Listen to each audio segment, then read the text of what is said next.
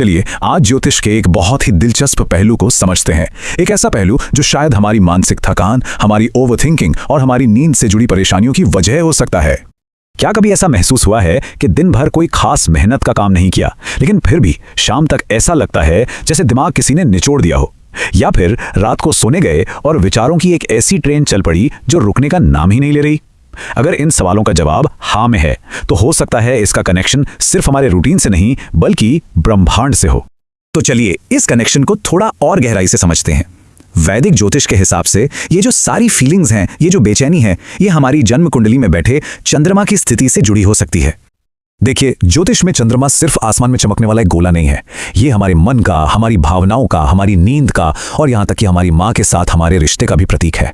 सोचिए जरा, जैसे चंद्रमा समुद्र में ज्वार भाटा लाता है, ठीक वैसे ही वो हमारे मन और इमोशंस के उतार चढ़ाव पर भी असर डालता है।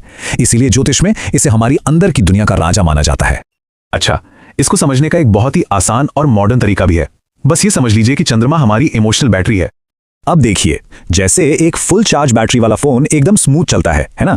ठीक वैसे ही जब कुंडली में चंद्रमा मजबूत होता है तो मन भी स्थिर और शांत रहता है।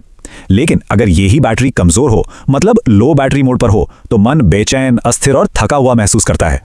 तो एक कमजोर चंद्रमा आखिर मेंटल फैटिग क्यों पैदा करता है? क्योंकि ऐसी हालत में ना दिमाग का ऑफ बटन ही जैसे काम करना बंद कर देता है। मन 24 घंटे बस चलता ही रहता है।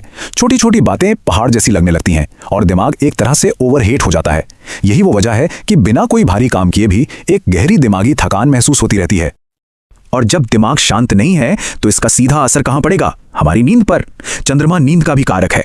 जब ये कमजोर होता है तो नींद बार बार टूटती है, बहुत ज्यादा, और अजीब अजीब सपने आते हैं और कई बार तो रात में एक अनजाना सा डर या बेचैनी महसूस होती है। ये लाइन ओवरथिंकिंग की हालत को बहुत ही अच्छे से समझाती है। ऐसा लगता है कि दिमाग नेटफ्लिक्स की तरह ऑटो प्ले मोड में चला गया है। एक ख्याल खत्म नहीं होता कि दूसरा अपने आप शुरू हो जाता है। या तो हम पुरानी बातों में अटके रहते हैं या फिर आने वाले कल की चिंताओं में खोए रहते हैं। तो ये जो कमजोर चंद्रमा के प्रभाव है ना, ये काफी साफ होते हैं, जिन्हें हम अपनी रोज की जिंदगी में आसानी से नोटिस कर सकते हैं। यहाँ एक बहुत ही दिलचस्प तुलना की जा सकती है। देखिए, साइकोलॉजी में एंग्जाइटी को हमारे सोचने के तरीकों और बाहरी वजहों से जोड़ा जाता है। वहीं ज्योतिष इसमें एक और लेयर जोड़ता है। ज्योतिष के अनुसार कमजोर चंद्रमा की वजह से हमारे अंदर एक इमोशनल सिक्योरिटी की कमी महसूस होती है और यही कमी आगे चलकर अकेलेपन और डर जैसी भावनाओं को जन्म देती है। तो अब सबसे बड़ा सवाल यह है कि इसे पहचाने कैसे पता चले कि कुंडली में चंद्रमा कमजोर है? ज्योतिष इसके लिए कुछ बहुत ही साफ संकेत बताता है। चलिए इन 5 संकेतों पर एक नजर डालते हैं। पहला संकेत, बिना किसी खास वजह के मूड स्विंग्स होना।